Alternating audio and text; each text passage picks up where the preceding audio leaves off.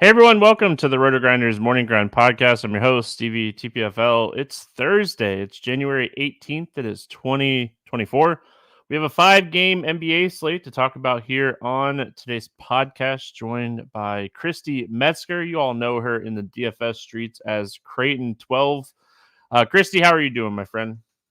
I'm doing good, Stevie. I know we were talking a little bit about the cold weather that's kind of running through our neck of the woods. Kind of cold for Florida for you, and cold up in South Dakota here. So, yeah, crazy time of the year, but good little slate for us, though. Little 5-game slate for NBA.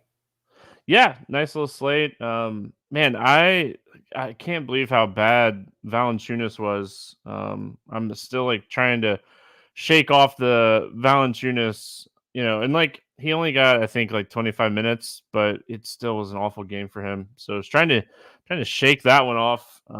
Seems like some players in good spots tonight just kind of letting us down, but I mean that's NBA. Hope everyone's having a fantastic Wednesday night here on YouTube. Thanks for hanging out with us live, and everyone listening right now on the podcast form. Go to the YouTube page, hit subscribe. We're getting close to 1,000 subscribers. 5-game slate. We get started here with Chicago at Toronto. 225 total. Chicago is a 2-point favorite. Toronto back-to-back. Big news for Toronto on Wednesday with the trade. Craig is out, and AU and Williams are questionable for Chicago. We'll talk about the Toronto side in just a second, but let's start here with Chicago. What, if anything, do you like here for the Bulls? Yeah, so for the Bulls, I mean, you've got a lot of the guys that are kind of priced pretty similarly. I mean, you've got Vucevic, DeRozan, Levine. For the Bulls, they're all priced within a couple $100 of each other. So certainly have interest in all of them. Kobe White's price has really come down. When Levine was out and some of the others were out, he was really getting his price was really up there. So I do have interest in him. I mean, he's still playing big minutes. He's down to 6,900 on DraftKings. So he's someone that I like getting exposure to now that his price is down. And then Levine too, 7,100, 7,300 for DeRozan, Vucevic. I think really any of those guys are in play for me for Chicago. Yeah, I mean, I think like the Levine price is the thing that jumps out the most here for me. And like just kind of seeing his minutes, I still think that he has one of the higher ceilings. I don't hate Vooch in this spot. His minutes are very secure. Yeah. And then like Kobe White's price has come down too. So like the usage is kind of spread out with everyone healthy, but the pricing now has kind of caught up. And I feel like we have a little bit of upside to play here with the Chicago Bulls. So don't mind taking some shots on Vooch, Levine, White. If everyone that's questionable ends up sitting, I don't know if it's really a bump to anybody outside of maybe the starters just playing even more minutes here. So I don't think I'd play like Carter. I don't think I'd take that risk, but I mean, if anything, I'd take some shots on like Caruso, but I don't know how many extra minutes he would really get. Toronto's side is the interesting side. Siakam traded on Wednesday. I forget who it was in the YouTube chat last night when we were doing the show, and they were talking about how the Indy trade seemed like it was getting louder and louder. So shout out to whoever that was. I don't remember. I'm sorry. But it happened. Siakam gone. It doesn't sound like the trade pieces will be ready for this game because they have to go through physicals and all that stuff. So I'm assuming we'll see kind of the same thing we saw from the Raptors against the Heat. They blew out the Heat. We saw huge games from Gary Trent Jr. We saw a big game from RJ Barrett. We saw quickly he almost had a triple-double in that game. What are we going to here with the Raptors? In a short period, I talked about this on Expert Survey, quickly and Barrett have gotten huge increases when Siakam has been off the floor in their short stint with Toronto. You're exactly right. I was looking at that just before we went on the show here, and Quickly's been a guy that I've absolutely loved, even when he was at the Knicks, and now that he's in the starting rotation, getting minutes, the usage is there. I played him tonight. I played he and RJ Barrett tonight, and I also played Gary Trent. He was such a good value, and they all just smashed. So they're all three plays that I have a ton of interest in. We saw Porter get the start tonight too. I suppose you could use him as a value, but really on the value side, I have more interest in Trent, especially with him entering the starting lineup. But yeah, I think for me, Quickly and Barrett are probably two of the guys I have a ton of interest in. Still at a great price point. Quickly still at $7K. His price hasn't moved, and Barrett too at just 6.6K. Just with everything that he's doing, the usage he's getting, until he gets priced up, I'm going to continue to play both of them. Yeah, I think that, I feel like we're definitely taking shots on Barrett and Quickly. Thad played 28 minutes. I had interest in Porter, and then he was in that starting lineup, and I mean, maybe like, does he come back if that game's closer? Does he play a few extra minutes? He's a guy that can add some blocks and steals, to rebounds, and some, easy buckets. So I don't think Jonte Porter is the craziest idea. I don't want to play Thaddeus Young, 3,900 center only. But I mean, he's really cheap for a 5-game slate. He's 3,900. Gary Trent's 4,300. Even a guy like Schroeder, he played really solid minutes. And he's 57. So I think it's Quickly and Barrett on the top end for me, and then maybe taking some shots on like Porter, Trent, and Thad. I think people are going to chase the fantastic shooting night from Gary Trent Jr. He shot 8 for 9 from 3, just a phenomenal 3-point game from him. I don't think I want to chase it if he's going to be chalky in a 5-game slate, though. Yep. Nope. I agree with that. You're right. I mean, his shooting was very, very good tonight, and I think that will drive up his popularity for a value piece for sure. So yeah, like you said, probably more interested in Porter. They're at the same price point, and like you said, probably gets a shot at going in if the game's a little bit closer too, coming back in. And it was Derek in chat who said that. So shout out Derek cool. for talking about Indy and the Siakam trade. Washington at New York. No total in this game, and to be a back-to-back for the Knicks. Gafford to be out here for Washington. Let's start with that Washington team here first. What do we like here for Washington? Yeah, so for Washington, Kuzma, I mean, he sees the biggest usage in that offense. He's at 31.3% usage. He's expensive, but he gets the job done on the Washington side. So interest in him. And then you've got a few guys that are priced pretty similarly. We've seen Denny Avdia have some really good ceiling games here. He's at 6.4K. Don't mind that. You've got Tyus Jones. He's not someone I'm really targeting. Jones and Jordan Poole. Jordan Poole's a guy I don't play very often, but he's also priced down there. He's just at 6K. So don't mind it. Those are guys that I'm looking at, not necessarily targeting, but if they kind of fall into my lineups, I'll kind of look at them. I definitely have more interest on the other side. We love targeting against Washington, but for me, maybe some Kuzma, Denny Avdia, and Poole for value if needed.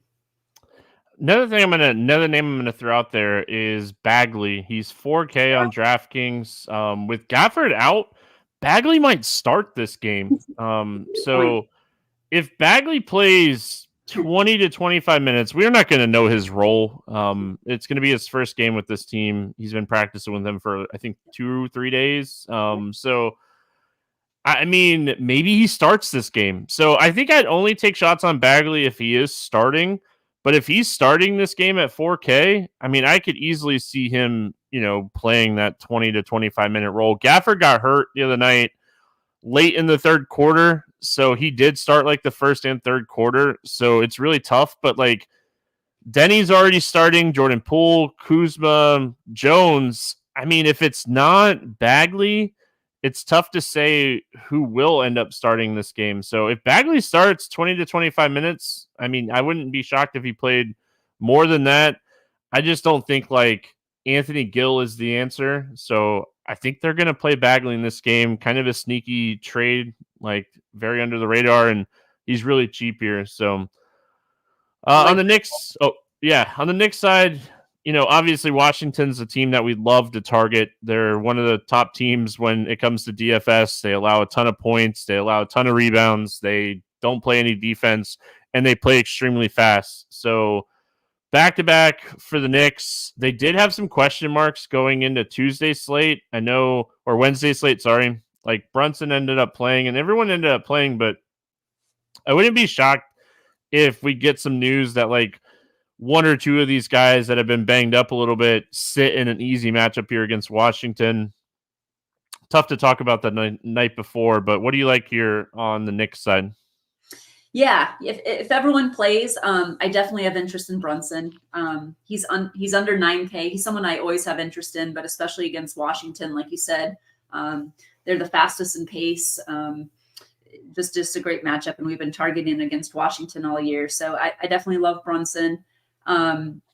Hartenstein is also a player that has been playing well too. He has gotten up there in price, but he was actually above 7,000 here recently. He's back below. He's at 6.7K. I certainly have interest in him.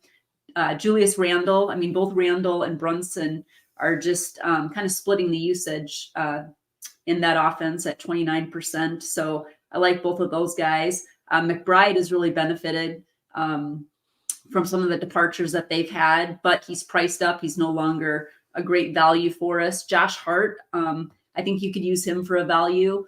He had a pretty good game tonight off the bench. So certainly someone that you could look at. But the guys I probably have the most interest in are Brunson, Randall, and maybe some Hartenstein as well.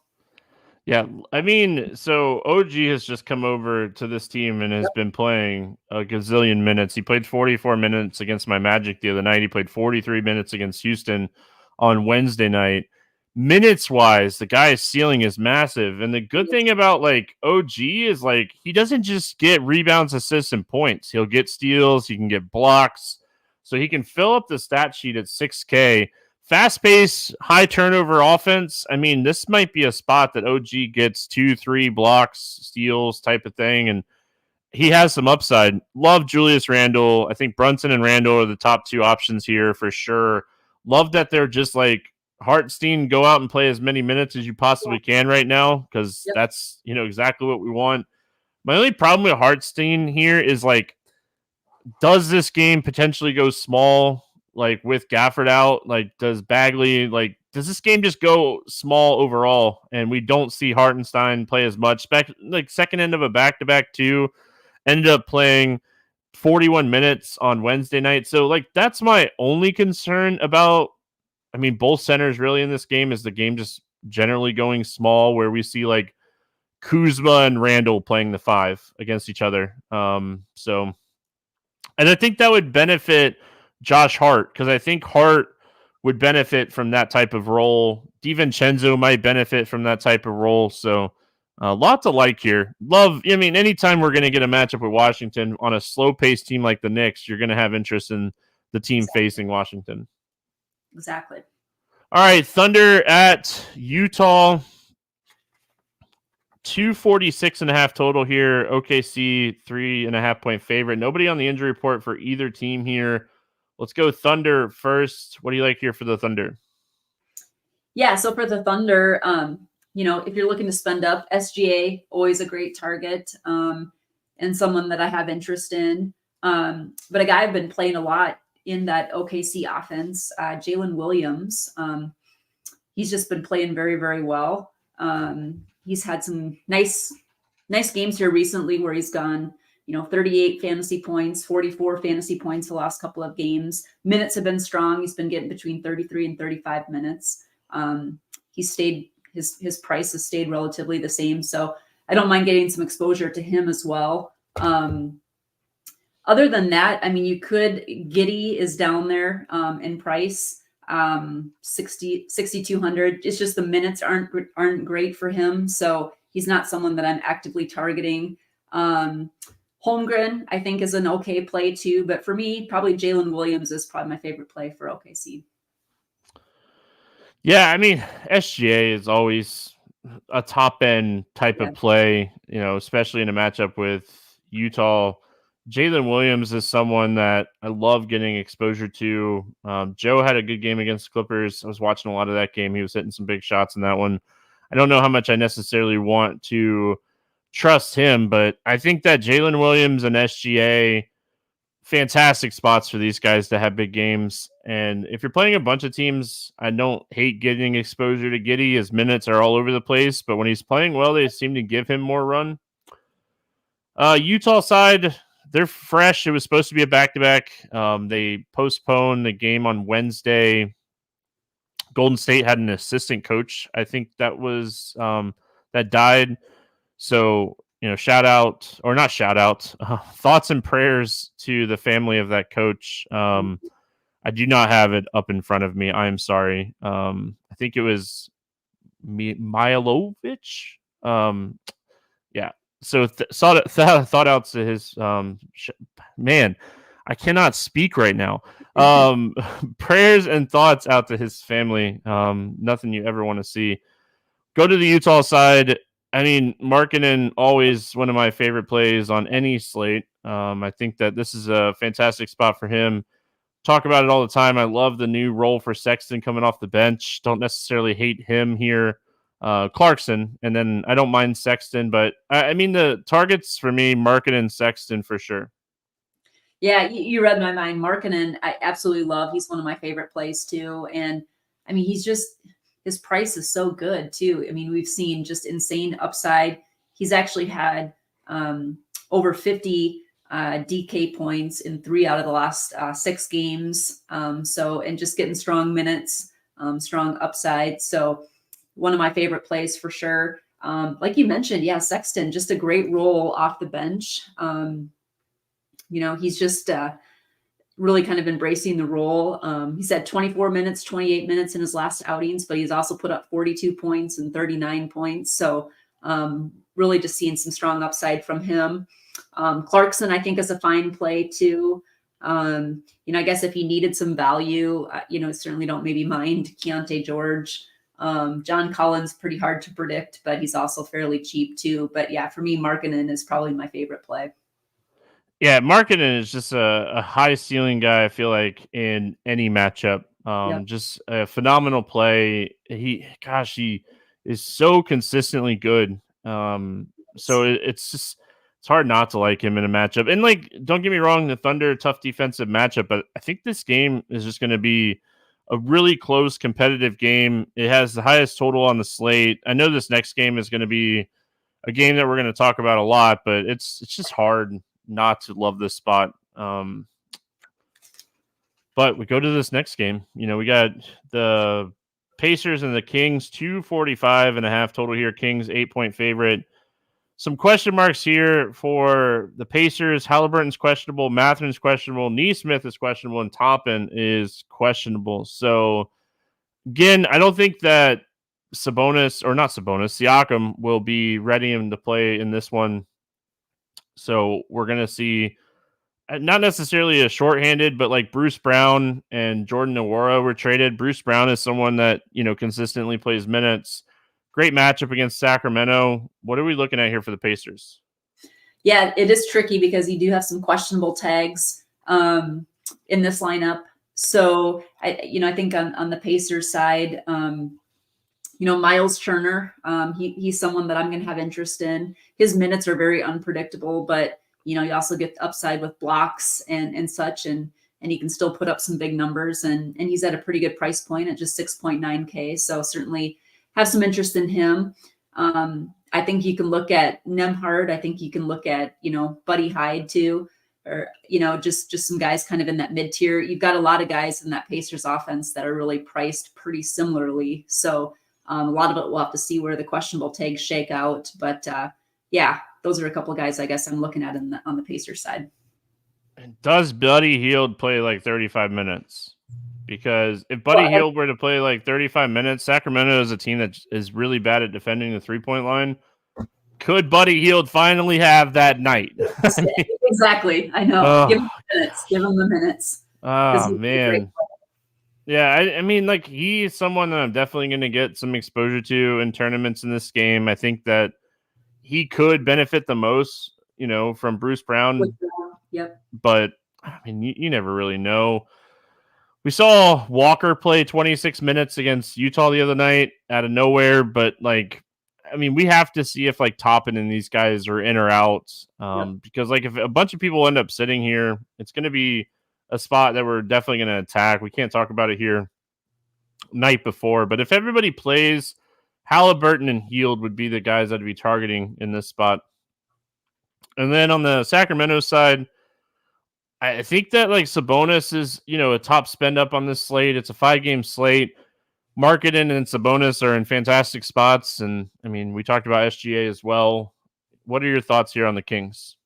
Yeah, Sabonis has just been phenomenal. I think he's definitely one of the top spends and someone that I'm going to definitely have exposure to. I do like Fox too. I think he's a good play. I mean, his price has kind of stayed right around that 9K range here for a while, but we just saw him put up 51 points here in his last outing against Philadelphia. So I have interest in both Fox and Sabonis. Malik Monk has been fine too. We've seen some ceiling games from him as well. And then, for tournaments, I don't mind even throwing Keegan Murray in there too. He can be a little bit hit or miss, but he's also had 35 minutes in the last 2 out of 3 outings. And he can put up threes in a hurry, and certainly don't mind him as a tournament play as well. Yeah, wing type players have done really well against the Pacers this season. So I love the Keegan Murray call.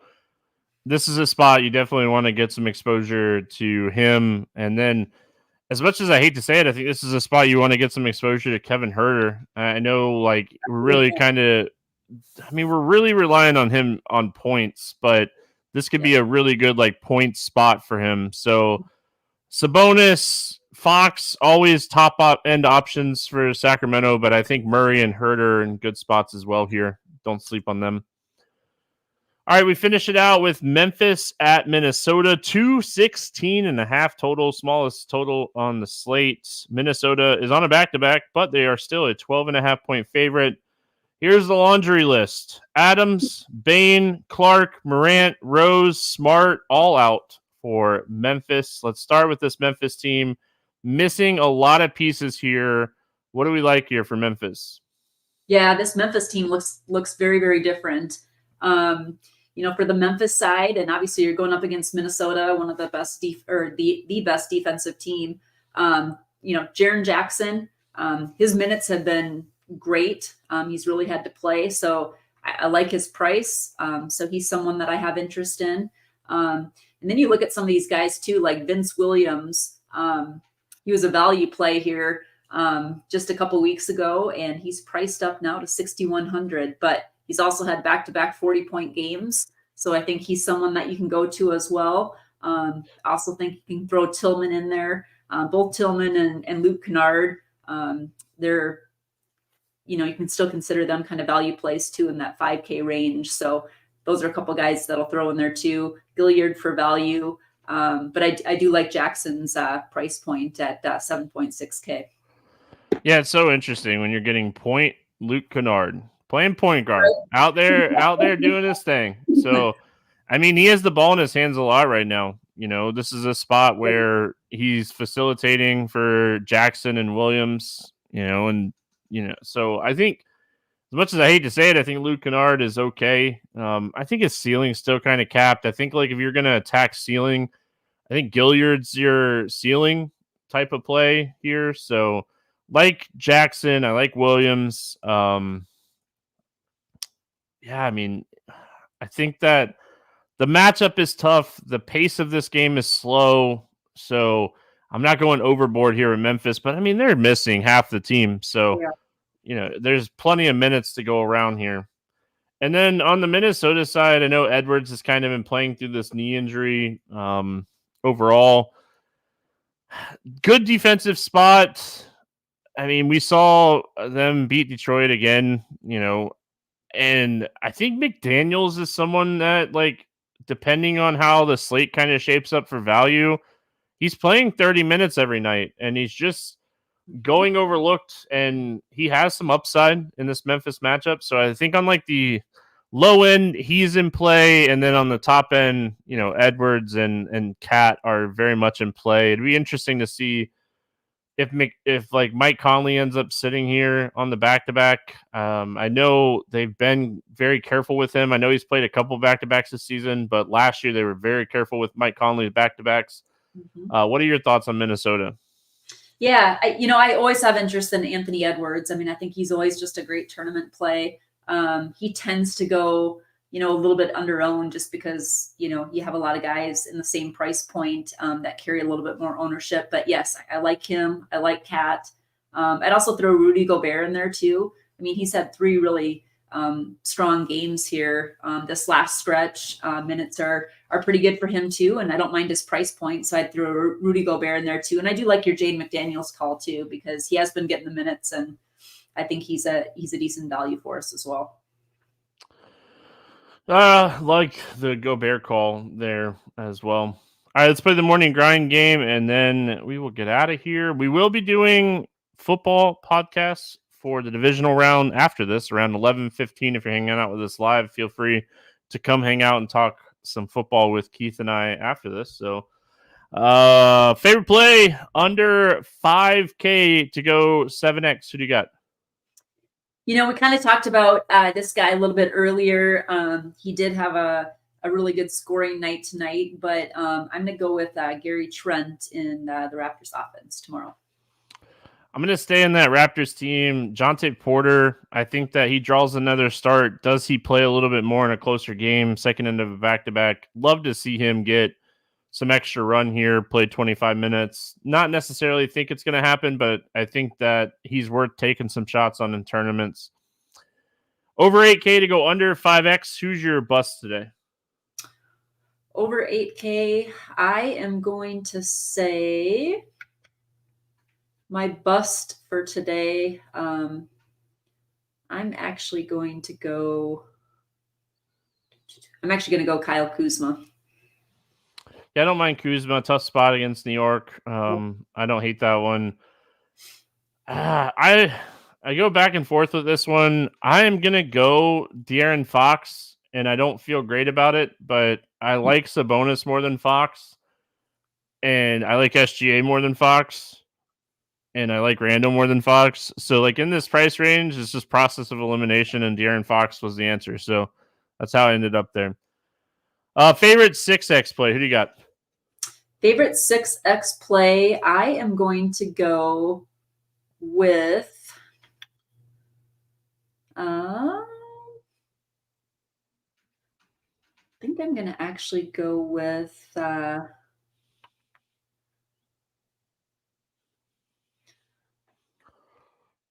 of a tough one. I'm going to go with the guy that we talked about. I'm actually going to go with Keegan Murray. Oh, yeah, I like that. 3-point matchup is really good for him. Yep. I like that call. I'm going to go with my boy, Lauri Markkanen, 8,300. I feel like this guy should be 9K at minimum. He's just an absolute producer. Over 50 fantasy points now in 3 of his last 5 games, 4 of his last 6 games, just like what Lauri Markkanen's doing. Let's get weird. GPP play of the day. Who do you got for us today? Get weird GPP play. I am going to go with a guy we talked about a little bit earlier too. You talked about him quite a bit, but I like it. I like your Bagley call for Washington. I think he might get a little bit forgotten, like you mentioned, on his new team. So let's go Bagley. I like it. I'm going to go Buddy Hield. The acid reflex is coming up already. Listen, I know it's been a rough year for Buddy Hield. When he gets hot, he's someone that can go for 40-plus fantasy points. We've seen him go for 50-plus fantasy points this season. I think with Bruce Brown gone, Buddy Hield plays 30 minutes. I could be daydreaming, but if he does get 30-plus minutes, it's a fantastic 3-point matchup going up against Sacramento. So give me Buddy Hield. Going to the betting portion of the show, there's not a ton of props up right now. I was just looking through everything. I only found one that I liked. So is there anything jumping off the page to you here on the prop side? Yeah, I haven't had too much of a chance to dive into it yet. I know we were talking a little bit pre-show. So no, I don't have anything as of yet. There's not a lot. I'll just be honest. There's not a lot up right now. A lot of back-to-backs, so we're going to have to wait for a lot of props, but I do like Sabonis over 43.5 point assists and rebounds. This is a guy that has a triple-double in 3 of his last 5 games. He's just been absolutely phenomenal. This is a matchup he should excel in. He plays a ton of minutes in close games. This game should be really fast-paced. So I like Sabonis to get more over 43.5 points, assists, and rebounds here. So I already jumped on this one. That was the only thing that jumped off the page to me. There's not a lot of lines out or anything like that. So I think that's where we're going to call it here on the betting portion. Christy, any final thoughts before we get out of here? No, it's a great slate, honestly. Great 5-game slate. No, good to do a show with you, Stevie. I hope everyone does well tomorrow and see a lot of those RG logos at the top of the leaderboard tomorrow. Those are the fun nights. Get to see everybody up there. Yeah. So hope everyone has a fantastic Thursday. We're back Friday talking basketball. Back here in about 40 minutes talking some football. Good luck, everyone. We'll see you again tomorrow.